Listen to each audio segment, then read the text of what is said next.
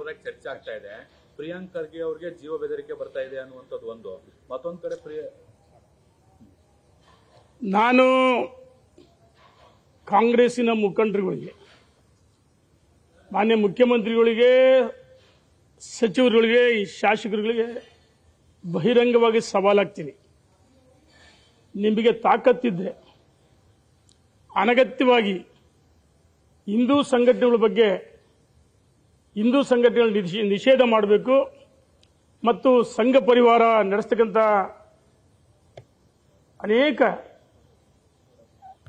ಜನರ ಪರವಾಗಿ, ಹಿಂದುತ್ವರ ಪರವಾಗಿ ನಡೆತಕ್ಕಂಥ ಚಟುವಟಿಕೆಗಳನ್ನು ಅಧ್ವಸ್ತದಲ್ಲಿಡಬೇಕಂತ ಹೇಳಿ ಸನ್ಮಾನ್ಯ ಪ್ರಿಯಾಂಕ್ ಖರ್ಗೆ ಅವರು ಮಾನ್ಯ ಮುಖ್ಯಮಂತ್ರಿಗಳಿಗೆ ಪತ್ರವನ್ನು ಬರೆದರು. ಪ್ರಿಯಾಂಕ್ ಖರ್ಗೆ ಅವರ ಹೇಳಿಕೆಗಳನ್ನು ಅನೇಕ ಸಚಿವರುಗಳು ಬೆಂಬಲಿಸಿದರು. ಇನ್ನೂ ಒಂದು ಹೆಜ್ಜೆ ಮುಂದೆ ಹೋಗಿ ಹರಿಪ್ರಸಾದ್, ಒಬ್ಬ ಹಿರಿಯ ರಾಜಕಾರಣಿ ಕಾಂಗ್ರೆಸ್ಸಿನ, ತಾಲಿಬಾನ್ಗೆ ಹೋಲಿಸಿದ್ರು. ನಾನು ಸವಾಲಾಗ್ತೀನಿ. ಸನ್ಮಾನ್ಯ ಮುಖ್ಯಮಂತ್ರಿಗಳು ತಮಿಳುನಾಡು ಮಾದರಿ ಅಂತ ಹೇಳಿದರು. ಸಂಘ ಪರಿವಾರ ಉದಯವಾಗಿ 100 ವರ್ಷ ಆಯಿತು. ದೇಶದ ಉದ್ದಗಲಕ್ಕೆ ಮತ್ತು ವಿದೇಶಗಳಲ್ಲಿರ್ತಕ್ಕಂಥ ನಮ್ಮ ಪರಿವಾರದವರು ಬಹಳ ಸಂಭ್ರಮದಿಂದ ಶತಮಾನೋತ್ಸವವನ್ನು ಆಚರಿಸ್ತೀವಿ. ಬಹುಶಃ ಬಹಳ ಎಲ್ಲ ಕಡೆ ಸಾರ್ವಜನಿಕರು, ಮಹಿಳೆಯರು ಒಳಗೊಂಡಂತೆ ಆ ಪಥ ಸಂಚಲನವನ್ನು ನೋಡಿ ಕಣ್ತುಂಬಿಕೊಳ್ತಿದ್ದಾರೆ. ಪಥಸಂಚಲನ ನಡೆಯುವ ಸಂದರ್ಭದಲ್ಲಿ ಮೇಲೆ ಹೂಗಳನ್ನು ಹಾಕ್ತಾರೆ. ಪ್ರಿಯಾಂಕ್ ಖರ್ಗೆ ಅವರೇ, ನೀವು ಹೀರೋ ಆಗ್ಬೇಕಂತ ಹೇಳಿ ಹೊರಟ್ರಿ, ಆದರೆ ಜೀರೋ ಆದ್ರಿ, ವಿಲನ್ ಆದ್ರಿ. ಮಲ್ಲಿಕಾರ್ಜುನ್ ಖರ್ಗೆ ಅವರ ಸುಪುತ್ರ ಅಂತ ಒಂದೇ ಕಾರಣಕ್ಕೆ ಪ್ರತಿ ದಿವಸ ಅನಗತ್ಯವಾಗಿ ವಿವಾದಾತ್ಮಕ ಹೇಳಿಕೆ ಕೊಡೋದ್ರ ಮುಖಾಂತರ ನೀವು ಹಿಂದೂಗಳಿಗೆ ವಿಲನ್ ಆದ್ರಿ. ಈಗಾಗಲೇ ದೇಶದ ಉದ್ದಗಲಕ್ಕೆ ಚರ್ಚೆ ಆಗ್ತದೆ. ಜನ ನಿಮ್ಮನ್ನು ಸಾರಾಸಾಗಿ ಲೋಕಸಭೆ ಚುನಾವಣೆಯಲ್ಲಿ 3 ಬಾರಿ ಯಾವ ರೀತಿ ತಿರಸ್ಕಾರ ಮಾಡಿರೋ, ರಾಜ್ಯದಲ್ಲಿ ನೀವು ಧೂಳಿಪಟ ಆಗ್ತೀರಿ ಅಂತೇಳಿ ನಾನು ಎಚ್ಚರಿಕೆಯನ್ನು ಕೊಡ್ತಾ ಇದ್ದೀನಿ. ನಾನು ಕೇಳ್ತೀನಿ ಕಾಂಗ್ರೆಸ್ಸಿನ ಮುಖಂಡರುಗಳಿಗೆ, ಸಚಿವರುಗಳಿಗೆ, ಸಿದ್ದರಾಮಯ್ಯನವರಿಗೆ, ಸನ್ಮಾನ್ಯ ಸಿದ್ದರಾಮಯ್ಯನವರೇ, ಭಾರತ್ ಮಾತಾಕಿ ಅನ್ನೋರ ಗೌರವಿಸಬೇಕಾಯ್ತು. ಆದರೆ ಪಾಕಿಸ್ತಾನ್ ಜಿಂದಾಬಾದ್ ಅನ್ನೋರನ್ನ ನೀವು ವೈಭವೀಕರಿಸ್ತೀರಿ. ಟಿಪ್ಪು ಜಯಂತಿ ಇರ್ಬೋದು, ಹಿಂದೂಗಳ ಮಾರಣವ ಮಾತು ಕಗ್ಗೊಲೆದು ಏನು ಕ್ರಮ ತೆಗೆದುಕೊಂಡಿರಿ? ವಿಧಾನಸೌಧದಲ್ಲಿ ಪಾಕಿಸ್ತಾನ್ ಜಿಂದಾಬಾದ್ ಅನ್ನೋರನ್ನ ವೈಭವೀಕರಿಸ್ತೀರಿ. ನಿಮಗೆ ಅವರೆಲ್ಲ ಬ್ರದರ್ಸ್. ನಾನು ಕೇಳ್ತೀನಿ, ನಿಮಗೆ ತಾಕತ್ತಿದ್ರೆ, ನಾನು ಖಂಡಿತ ಮುಸಲ್ಮಾನ ವಿರೋಧಿ ಅಲ್ಲ, ಸ್ಪಷ್ಟವಾಗಿ ಹೇಳ್ತೀನಿ. ಯಾರು ದೇಶದ್ರೋಹದ ಹೇಳಿಕೆಗಳನ್ನು ಕೊಡ್ತಾರೆ, ಪಾಕಿಸ್ತಾನ್ ಜಿಂದಾಬಾದ್ ಅಂತಾರೆ ಮತ್ತು ಭಯೋತ್ಪಾದನೆ ಚಟುವಟಿಕೆಗಳನ್ನು ನಡೆಸ್ತಾರೆ, ಅಂಥವ್ರ ಮೇಲೆ ಕ್ರಮ ಜರುಗಿಸಿ ಸಾರ್ವಜನಿಕ ಸ್ಥಳಗಳಲ್ಲಿ, ಸರ್ಕಾರಿ ಜಾಗಗಳಲ್ಲಿ ಪ್ರಾರ್ಥನೆ ಮಾಡ್ತಾರಲ್ಲ, ಅದಕ್ಕೆ ಯಾಕೆ ನಿಷೇಧ ಮಾಡಲ್ಲ? ಇದ್ರ ಜೊತೆಗೆ ಮದ್ರಾಸಾ ಶಾಲೆಗಳಲ್ಲಿ ಕೆಲವು ಕಡೆ ಭಯೋತ್ಪಾದನೆ ಚಟುವಟಿಕೆ ಅವರಿಗೆ ಕುಮ್ಮು ಕೊಡ್ತಾ ಇದ್ದಾರೆ, ಪ್ರಚೋದನೆ ಮಾಡ್ತಾರೆ. ಆ ಮುಗ್ಧ ಮಕ್ಕಳ ಮನಸ್ಸನ್ನ ವಿಕೃತ ಮಾಡ್ತಕ್ಕಂಥ ಕೆಲಸವನ್ನು ಮಾಡ್ತಾರೆ. ನೋಡಿ, ನಾನು ಹೇಳ್ತಾ ಇದ್ದೀನಿ, ಮನುಷ್ಯನಿಗೆ ಮೂಲಭೂತ ಸೌಲಭ್ಯ ಶಿಕ್ಷಣವನ್ನು ಕೊಡೋದ್ರ ಮುಖಾಂತರ ಜಾಗೃತಿ ಮೂಡಿಸಬೇಕು. ಅದು ನಿಜವಾದ ಶಿಕ್ಷಣ. ಶಿಕ್ಷಣ ಇಲ್ಲದ್ರೆ ಭಯೋತ್ಪಾದಕರಾಗ್ತಾರೆ.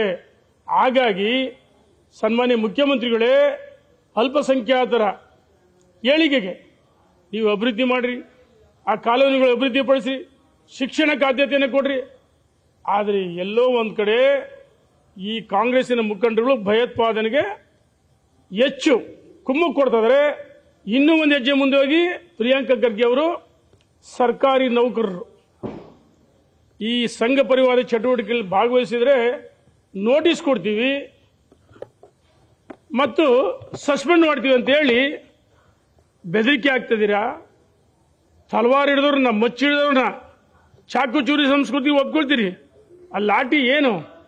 ಮನುಷ್ಯ ತಪ್ಪು ಮಾಡಿದ್ರೆ ತಿದ್ದತಕ್ಕಂಥ ಕೆಲಸವನ್ನ, ಅದು RSS ಒಂದು ಮಂತ್ರದ ದಂಡ. ಹಾಗಾಗಿ ಅದು ತಲ್ವಾರಲ್ಲ. ಸನ್ಮಾನ್ಯ ಪ್ರಿಯಾಂಕಾ ಖರ್ಗೆ ಅವರೇ, ನೀವು ಬಹಿರಂಗವಾಗಿ ಪೊಲೀಸ್ ಠಾಣೆಗಳ ಮೇಲೆ ದಾಳಿ ಮಾಡ್ತಾರಲ್ಲ, ಮೊದಲು ಅವ್ರ ಮೇಲೆ ಕ್ರಮ ತೆಗೆದುಕೊಳ್ಳ್ರಿ. ಆದರೆ ಸರ್ಕಾರಿ ನೌಕರು ದೇಶಭಕ್ತ ಸಂಸ್ಥೆ ಜೊತೆಗೆ ಸಂಪರ್ಕ ಇದ್ರೆ ಉಚ್ಚಾಟನೆ ಮಾಡ್ತೀರಿ ಅಂತ ಹೇಳ್ತೀರಿ. ನಿಮಗೆ ತಾಕತ್ತಿದ್ರೆ ಅವ್ರಿಗೆ ನೋಟಿಸ್ ಕೊಡ್ರಿ, ಅವ್ರನ್ನ ಕೆಲಸದಿಂದ ವಜಾ ಮಾಡ್ರಿ, ನಿಮಗೆ ತಕ್ಕ ಪಾಠವನ್ನು ಕಲಿಸ್ತಾರೆ ಅಂತೇಳಿ ನಾನು ಸರ್ಕಾರಕ್ಕೆ, ಈ ಕಾಂಗ್ರೆಸ್ಗೆ ಎಚ್ಚರಿಕೆಯನ್ನು ಕೊಡ್ತೀನಿ. ಹಿಂದೂ ವಿರೋಧಿ ಪಟ್ಟ ಬಂದ್ಬಿಟ್ಟಿದೆ ಕಾಂಗ್ರೆಸ್ಗೆ. ಜನ ಮಾತಾಡ್ತದೆ ಎಲ್ಲ ಕಡೆ, ಏನಪ್ಪ ಈ ರಾಜ್ಯದಲ್ಲಿ ನಾವು ಯಾವುದೋ ಕಾರಣಕ್ಕೆ ತಪ್ಪು ಮಾಡಿಬಿಟ್ವಿ, ಕಾಂಗ್ರೆಸ್ಗೆ ಅಧಿಕಾರ ಕೊಟ್ವಿ, ಆದರೆ ಇವರು ಹಿಂದೂ ವಿರೋಧಿ ಸರ್ಕಾರ ಅಂತೇಳಿ ಹಣಪಟ್ಟೆ ಕಟ್ಕೊಂಡಿದ್ರೆ 100% ಮುಂದಿನ ಚುನಾವಣೆಯಲ್ಲಿ ಧೂಳಿಪಟ ಆಗ್ತೇನೆ ಅಂತೇಳಿ ನಾನು ಕಾಂಗ್ರೆಸ್ಸಿನ ಮುಖಂಡರಿಗೆ ಎಚ್ಚರಿಕೆಯನ್ನು ಕೊಡ್ತಾ ಇದ್ದೀನಿ.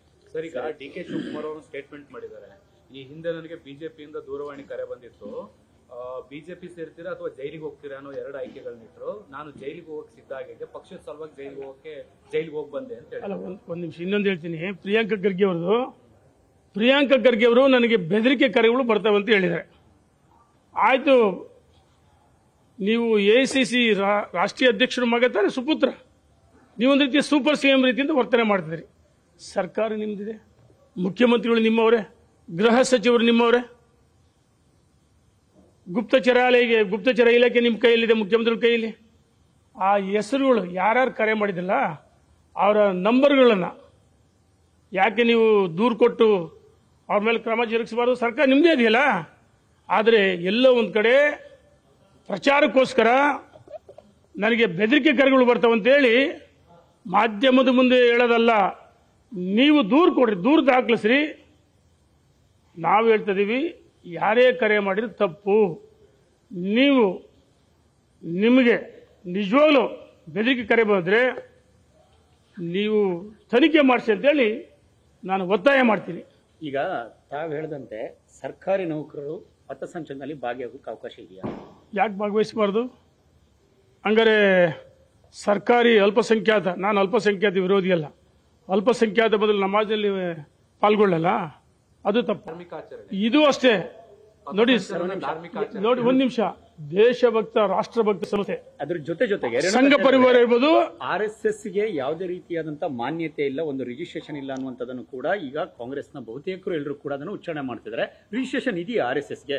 RSS ಸಂಕಷ್ಟದ ಸಮಯದಲ್ಲಿ ತ್ಯಾಗ ಬಲಿದಾನದಿಂದ ಕಟ್ಟಿದಂತ ಒಂದು ಸಂಸ್ಥೆ, ರಾಷ್ಟ್ರಭಕ್ತ ಸಂಸ್ಥೆ. ಅದಕ್ಕೆ ಮಾನ್ಯತೆ ಇದೆ. ಶತಮಾನೋತ್ಸವನ್ನ ದೇಶದ ಉದ್ದಗಲಿಕ್ಕೆ ಬಹಳ ಸಂಭ್ರಮದಿಂದ ಎಲ್ಲರೂ ಆಚರಣೆ ಮಾಡ್ತಾರೆ, ಪಾಲ್ಗೊಳ್ತಾರೆ. ಹಾಗಾಗಿ ಕಾಂಗ್ರೆಸ್ಸಿನ ಈ ಏನು ನಕಲಿ ಗಾಂಧಿಗಳು ಮಹಾತಿಥರು ಅಂಬೇಡ್ಕರ್ ಬಗ್ಗೆ ಮಾತಾಡ್ತಾರೆ. ಅಂಬೇಡ್ಕರ್ ಏನು ಹೇಳಿದ್ರು? ಕಾಂಗ್ರೆಸ್ ಉರಿಯುವ ಮನೆ ಅಲ್ಲಿ ಹೋಗಬೇಡ್ರಿ ಅಂತ ಹೇಳಿದ್ರು. ಹಾಗಾಗಿ ಸಂವಿಧಾನಿಕವಾದ ಮಾನ್ಯತೆ ಇದೆ ಸಂಘ ಪರಿವಾರಕ್ಕೆ. ABVP ಇರ್ಬೋದು, ಬಜರಂಗ್ ದಳ ಇರ್ಬೋದು. ಹಾಗಾಗಿ ಇವೆಲ್ಲವೂ ರಾಷ್ಟ್ರಭಕ್ತ ಸಂಸ್ಥೆಗಳು. ಸರ್, ಈಗ ನೀವು ಅಲ್ಪಸಂಖ್ಯಾತರು ನಮಾಜ್ ಮಾಡಲ್ವಾ ಅಂತಂದ್ರೆ, ಹಂಗಂದ್ರೆ RSS ಪಥಸಂಚಲನ ಒಂದು ಧಾರ್ಮಿಕ ಆಚರಣೆ. ನೋಡಿ, ನಾನು ಎಲ್ಲ ಅಲ್ಪಸಂಖ್ಯಾತರು ಭಯೋತ್ಪಾದಕರಲ್ಲ. ನಾನು ಅಲ್ಪಸಂಖ್ಯಾತರನ್ನ ಟೀಕೆ ಮಾಡಕ್ಕೆ ಅನಗತ್ಯವಾಗಿ ಹೇಳ್ತೀನಿ, ವಿವಾದಾತ್ಮಕ ಹೇಳಿಕೆ ಕೂಡ ಇಚ್ಛೆಪಡ. ಆದರೆ ನಾನು ಹೇಳ್ತೇನೆ, ಅವರು ಯಾವ ರೀತಿ ಆ ಧರ್ಮದ ಬಗ್ಗೆ ಶ್ರದ್ಧೆ ಇದೆ, ನಿಷ್ಠೆ ಇದೆ. ಆದರೆ ನಿಮಗೆ ಯಾಕಿಲ್ಲ ಹಿಂದೂಗಳಿಗೆ? ಯಾಕೆ ಸಂಘ ಪರಿವಾರ ನಡೆಸ್ತಕ್ಕಂಥ ಚಟುವಟಿಕೆಗಳು ಇದೇನು ಭಯೋತ್ಪಾದಕ ಚಟುವಟಿಕೆಗಳ? ಈಗ ಏನು PFI ಇರ್ಬೋದು, STPI ಇರ್ಬೋದು, ಅವ್ರ ಬಗ್ಗೆ ನಿಗಾ ವಹಿಸ್ರಿ. ಸರ್, ಈಗ ಆದ್ರೆ ಅನಗತ್ಯವಾಗಿ ಸಂಘ ಪರಿವಾರಕ್ಕೆ ಟೀಕೆ ಮಾಡಿದ್ರೆ ಸಹಿಸಲ್ಲ. ನೋಡಿ, ಇದು ಒಂದು ಸಂಘಟನೆ, ಈಗ ರಾಷ್ಟ್ರಭಕ್ತ ಸಂಸ್ಥೆ. ಅಲ್ಲಿ ಏನ್ ಹೇಳ್ತಾರೆ, ಭಯೋತ್ಪಾದಕ ಚಟುವಟಿಕೆ ನಡೀತವ, ಭಾರತ್ ಮಾತಾ ಕಿ ಜೈ ಅಂದ್ರೆ ಸರ್, ಈಗ ಕುಂಕುಮ ನಮ್ಮ ಸಂಭ್ರಮ. ರಾಷ್ಟ್ರಭಕ್ತದ ಸಂಘಟನೆಗಳಂತ ಹೇಳ್ತೀರಿ, ಆದ್ರೆ ತಾವು ರಸ್ತೆಗಳಲ್ಲಿ ಪಥಸಂಚಲನ ಮಾಡ್ತೀರಿ, ಯಾವುದೇ ರೀತಿಯಾದ ಅದರಿಂದ ಸಾರ್ವಜನಿಕರಿಗೆ ತೊಂದರೆಗಳಾಗ್ತಿದೆ ಅನ್ನೋ ಕಂಪ್ಲೇಂಟ್ಗಳಿದೆ. ನಿಗದಿತ ಸ್ಥಳಗಳನ್ನ ಯಾಕೆ ಆಯ್ಕೆ ಮಾಡಿಕೊಳ್ಳಲ್ಲ? ಶಾಲೆಯ ಗ್ರೌಂಡ್ಗಳನ್ನ ಆಯ್ಕೆ ಮಾಡ್ಕೊಳ್ತೀರಿ, ಇದು ಎಷ್ಟು ಮಟ್ಟಿಗೆ ಸರಿ ಅಂತ ನೋಡಿ ಪ್ರಶ್ನೆಗಳಿದೀಗ. ಯಾವುದೇ ಸರ್ಕಾರಿ ಸ್ಥಳಗಳನ್ನ ನಮ್ಮ ಸಂಘ ಪರಿವಾರ ದುರ್ಬಳಕೆ ಮಾಡಿಕೊಳ್ಳಲ್ಲ. ಆದ್ರೆ ಬೆಳಗ್ಗೆಯಿಂದ ದಿವಸಕ್ಕೆ 5-6 ಬಾರಿ ಬೆಳಗ್ಗೆ 4 ಗಂಟೆಗೆ 5 ಗಂಟೆಗೆ ಮಧ್ಯಾಹ್ನ ಸಂಜೆ ಆಜಾನ್ ಕೂಗ್ತಾರಲ್ಲ, ಅದು ಕಿರಿಕಿರಿ ಆಗಲ್ಲ. ಆಗ ಆಗುತ್ತೆ ತಾನೆ. ಹೋಲಿಕೆ ಅರೆ ನೋಡಿ ರೇಣುಕಾಚಾರ್ಯ ಅವರೇ, ನೋಡಿ ನಾನು ಹೇಳ್ತಾ ಇದ್ದೀನಿ, ರಾಷ್ಟ್ರಭಕ್ತ ಸಂಸ್ಥೆ ದೇಶದ ಬಗ್ಗೆ, ಭಾರತ ಮಾತೆಯ ಬಗ್ಗೆ ಗೌರವ ಇಟ್ಕೊಂಡು ಜನರಲ್ಲಿ ಹಿಂದುತ್ವದ ಜಾಗೃತಿಯನ್ನು ಮೂಡಿಸ್ತಾ ಇದೆ. ಈ ಕಾಂಗ್ರೆಸ್ ಎಲ್ಲ ಒಂದ್ ಕಡೆ ಆನೆ ನಡೆದಿದ್ದೇ ದಾರಿ ಅಂತ ಹೊರಟಿದ್ದಾರೆ. ನಾನು ಹೇಳ್ತಿದ್ದೀನಿ, ನಾಳೆ ನವೆಂಬರ್ 26 ಬರೆದಿಟ್ಕೊಳ್ರಿ, ಕಾಂಗ್ರೆಸ್ನಲ್ಲಿ ಕ್ರಾಂತಿ ಆಗುತ್ತೆ ಅಂತ ರಾಜಣ್ಣ ಬಹಳಷ್ಟು ಜನ ಹೇಳಿದ್ರು. ಬಹುಶಃ ಅದರಿಂದ ಸರ್ಕಾರ, ಹಿಂದುತ್ವ ವಿರೋಧಿ ಸರ್ಕಾರ, ಒಂದ್ ಕಡೆ ಗಣೇಶನ ಉತ್ಸವಗಳು, ಹನುಮಾನ್ ಉತ್ಸವಗಳು, ಅಲ್ಲಿ ಕಲ್ಲಿಸ್ತಕ್ಕಂಥ ದುಷ್ಕರ್ಮಿಗಳನ್ನ ಕೇಸ್ ಹಾಕಲ್ಲ, ಅವ್ರ ಬಗ್ಗೆ ಕ್ರಮ ಜರುಗಿಸ್ಕೊಳ್ಳಲ್ಲ, ಅವ್ರನ್ನ ಬಹುಪರ ಹಾಕಿದ್ರಿ, ಕಾಂಗ್ರೆಸ್ ಸರ್ಕಾರ ಇದರಿಂದ ಪತನ ಆಗುತ್ತೆ ಅಂತೇಳಿ ನಾನು ಕಾಂಗ್ರೆಸ್ನ ಮುಖಂಡರಿಗೆ ಎಚ್ಚರಿಕೆಯನ್ನು ಕೊಡ್ತೀನಿ. ಇಷ್ಟನ್ನ ಸ್ಪಷ್ಟವಾಗಿ ಹೇಳಿ, ಎಸ್ ಆರ್ ನೋ ಅಂತ. RSS ಕಾರ್ಯಚಟುವಟಿಕೆಗಳಲ್ಲಿ ಭಾಗಿಯಾಗುವುದು ಹಿಂದೂ ಧಾರ್ಮಿಕತೆಯ ಭಾಗವಾ? ತಪ್ಪೇನಿದೆ ಅಲ್ಲಿ? ಏನು ಧಾರ್ಮಿಕ ನೋಡಿ, ಹೌದಾ ಅಲ್ವಾ? ನೋಡಿ, ಅದು ರಾಷ್ಟ್ರಭಕ್ತ ಸಂಸ್ಥೆ, ಅಲ್ಲಿ ರಾಷ್ಟ್ರದ ಬಗ್ಗೆ ಭಗವಂತನ ಸ್ಮರಣೆ ಮಾಡ್ತಕ್ಕಂಥ, ಮಾತೃಭೂಮಿಯನ್ನು ಸ್ಮರಣೆ ಮಾಡ್ತಕ್ಕಂಥ ಒಂದು ಸಂಘ ಪರಿವಾರ. ಧಾರ್ಮಿಕ ಆಚರಣೆ ಅಂತ ತಪ್ಪೇನಿದೆ? ಹೌದು, ಹೌದಾ? ಅದು ಒಂದು ಧಾರ್ಮಿಕ ಭಾಗ ಅಂದ್ರೆ ತಪ್ಪಾಗಲಾರದು. ಅದು ಒಂದು ಧಾರ್ಮಿಕ ಭಾಗ. ಈಗ DK ಶಿವಕುಮಾರ್ ಅವರು, ಸನ್ಮಾನ್ಯ DK ಶಿವಕುಮಾರ್ ಅವರು ಬಹಳ ಚಾಣಾಕ್ಷ. ಎಲ್ಲರೂ ಬಣ್ಣ ಹಚ್ಚಿ ನಾಟಕ ಮಾಡಿದರೆ, ಬಣ್ಣ ಹಚ್ಚದೆ ನಾಟಕ ಮಾಡ್ತಕ್ಕಂಥ ಒಬ್ಬ ಕಲಾವಿದ DK ಶಿವಕುಮಾರ್. ಕಲಾವಿದ ಅಂದ್ರೆ ತಪ್ಪಾಗಲ್ಲ, ಚಾಣಾಕ್ಷ ರಾಜಕಾರಣಿ. ಸನ್ಮಾನ್ಯ DK ಶಿವಕುಮಾರ್ ಅವರೇ, ತಾವೇನು ಹೇಳಿದಿರಿ? ಜೈಲಿಗೆ ಹೋಗ್ಬೇಕೋ ಇಲ್ಲ ಬಿಜೆಪಿ ಬರ್ಬೇಕಂತ ಕೇಳಿದಿರಿ. ಯಾರು ಹೇಳಿದ್ರಿ? ಕರೆ ಮಾಡಿದ್ರಿ ನಿಮಗೆ? ಆಯ್ತು, ಸನ್ಮಾನ್ಯ DK ಶಿವಕುಮಾರ್ ಅವರೇ, ನೀವು ಏನು ಹೇಳ್ತೀರಿ? ಕಾಂಗ್ರೆಸ್ ಕಚೇರಿ ನನಗೆ ದೇವಸ್ಥಾನ ಇದ್ದಂಗೆ ಅಂತ ತಾವು ಹೇಳ್ತಿದ್ದೀರಿ, ಅಥವಾ ಹೈಕಮಾಂಡಿನ ಆಶೀರ್ವಾದ ಬೇಕು ಮುಖ್ಯಮಂತ್ರಿ ಯಾಕೆ ಅಂತ ಹೇಳ್ತೀರಿ. ಆದರೂ ನಿಮ್ಮ ವಿರುದ್ಧ ಬಹಳಷ್ಟು ಜನ ಸಚಿವರುಗಳು ಸಂಚನ್ನು ರೂಪಿಸ್ತಿದ್ದಾರೆ. ಸಿದ್ದರಾಮಯ್ಯವರು ಹೇಳಿದರು, ಶಾಸಕರ ಸಂಖ್ಯಾಬಲ ಬೇಕು, ಸಂಖ್ಯಾಬಲ ಜೊತೆಗೆ ಹೈಕಮಾಂಡ್ ಆಶೀರ್ವಾದ ಅಂದರೆ ಸಿದ್ದರಾಮಯ್ಯನವರು ಹೇಳಿದರೆ, ಪರಮೇಶ್ವರ್ ಹೇಳಿದರೆ. ಬಹಳಷ್ಟು ಜನ ಸಿದ್ದರಾಮಯ್ಯನವರ, ಅದು ಕಾಂಗ್ರೆಸ್ ಅಲ್ಲ, ಸಿದ್ದರಾಮಯ್ಯನವರ ಅಭಿಮಾನಿ ಬಳಗ ಅಂತ ಇದೆ ಕಾಂಗ್ರೆಸ್ನಲ್ಲಿ. ಅವರೆಲ್ಲರೂ ಏನು ಪ್ರತಿಪಾದನೆ ಮಾಡ್ತಾರೆ? ಸಂಖ್ಯಾಬಲ ಜೊತೆಗೆ ಹೈಕಮಾಂಡ್ ಆಶೀರ್ವಾದ. ಸಿದ್ದರಾಮಯ್ಯ ಹೇಳ್ತಾರಲ್ಲ, DK ಶಿವಕುಮಾರ್ ಅವರೇ, ನಿಮಗೆ ಪಕ್ಷ ನಿಷ್ಠೆ ಅಂತ ನೀವು ಹೇಳ್ತಿರಲ್ಲ, ನಾನು ಪಕ್ಷಕ್ಕೋಸ್ಕರ ಜೈಲಿಗೆ ಬಂದೆ, ದೇವಸ್ಥಾನ ಇದ್ದಂಗೆ ಅಂತ ಹೇಳ್ತಿರಲ್ಲ, ಯಾಕೆ ನಿಮ್ಮನ್ನು ಹೈಕಮಾಂಡ್ ಗುರುಸಿ ಮುಖ್ಯಮಂತ್ರಿ ಮಾಡಲಿಲ್ವಾ? ಅಥವಾ ಸಿದ್ದರಾಮಯ್ಯನವರ ಅಭಿಮಾನಿ ಬಳಗ ನಿಮ್ಮನ್ನು ಗುರುಸ್ತಾ ಇಲ್ವಾ?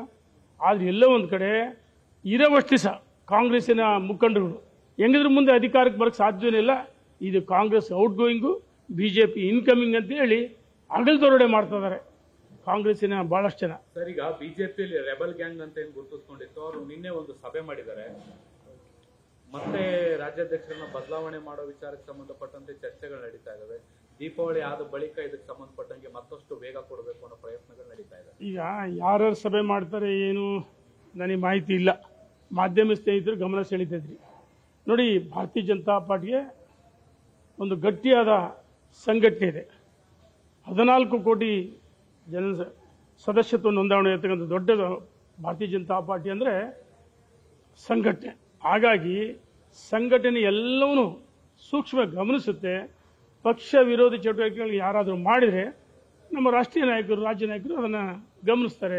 ವಿಜೇಂದ್ರ ಅವರು ಅಧ್ಯಕ್ಷರಾಗಿ ಮತ್ತೆ ಕಂಟಿನ್ಯೂ ಆಗ್ತಾರಾ? ನೋಡಿ, ವಿಜೇಂದ್ರ ರಾಜ್ಯದ ಅಧ್ಯಕ್ಷರಾಗಿ, ಸನ್ಮಾನ್ಯ ಯಡಿಯೂರಪ್ಪನವರು ಯಾವ ರೀತಿ ಮಾಸ್ ಲೀಡರ್, ರಾಜ್ಯದ ಉದ್ದಗಲಕ್ಕೆ ದಕ್ಷಿಣ ಭಾರತದಲ್ಲಿ ಕರ್ನಾಟಕ ಹೆಬ್ಬಾಗಿಲು ಸಂಘಟನೆ ಮಾಡಿ ಅಧಿಕಾರಕ್ಕೆ ತಂದರು.